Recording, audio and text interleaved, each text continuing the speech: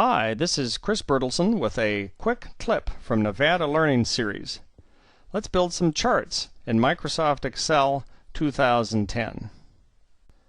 To create a chart in Excel, you select the data range that you'd like to chart, and you come up to the ribbon and you click on Insert, and you choose from several of these different charts. Let's do a column chart, so we'll choose our type of column chart.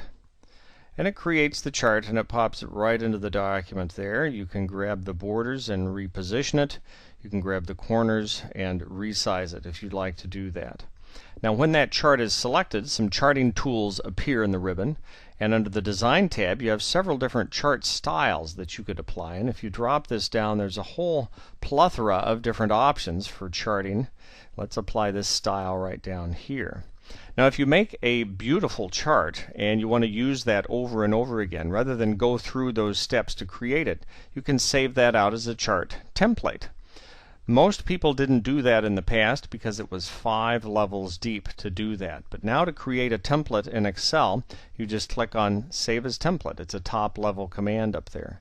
To apply an existing template was rarely done because that was 6 mouse clicks before. Now you just say I want to change the template. You go to Templates and select it, and it's just that easy to apply a template. So those are not new features necessarily, but they're new to a lot of people because they've been brought up to the surface, made very easy.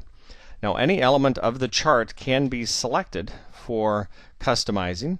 If I select this data range, I could come up here to Format, and I could go in here to my shape styles, and I can get a live preview of all of that. So I could take this beautiful chart and make an ugly chart out of it in no time at all with all these choices.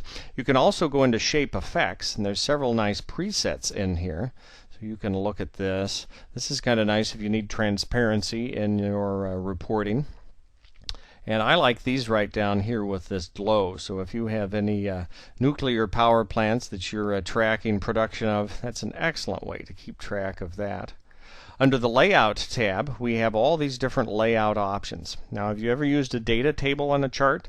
Most people haven't because they don't understand what it is. But if you click on the data table option, you can see in the menu here it lists icons that show you and text that tells you how a data table is going to work, or the chart axis, or the legend.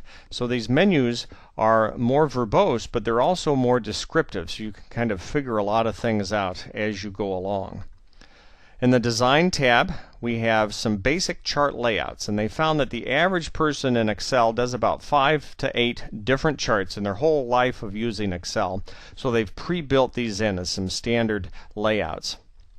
As I click on this, it makes 7 or 8 changes to the layout of this chart in a single click. So we've got this layout, that one, this one right here, and there's a long list in here. Here's one with a data table underneath it, so you can see what that looks like.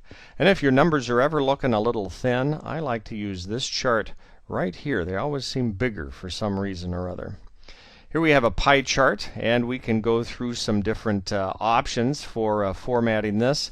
There's the data on the bottom, there it is at the top, there it is without a legend. And what I like on these charts is you can double click or click twice to select the piece that you want and then easily drag it out to highlight that number.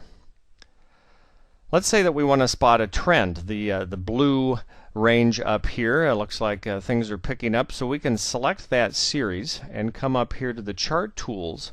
And under Layout, there's a Trend Line Analysis area where I can drop down a list. They've got several different trend lines that we could apply with a description there.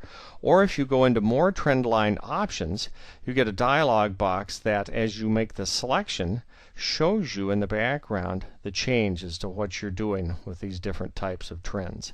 Let's do a linear trend, and we will forecast it 2 periods into the future, and we'll put a little equation on that chart. So we say close, and now we've done 3 things. First, we have a nice straight line trend showing that things are picking up right there. Secondly, we have a nice equation on our chart. I have no idea what it means, but it sure impresses my coworkers. And third, we've made a new political party, the Linear Democrats, over here on the right.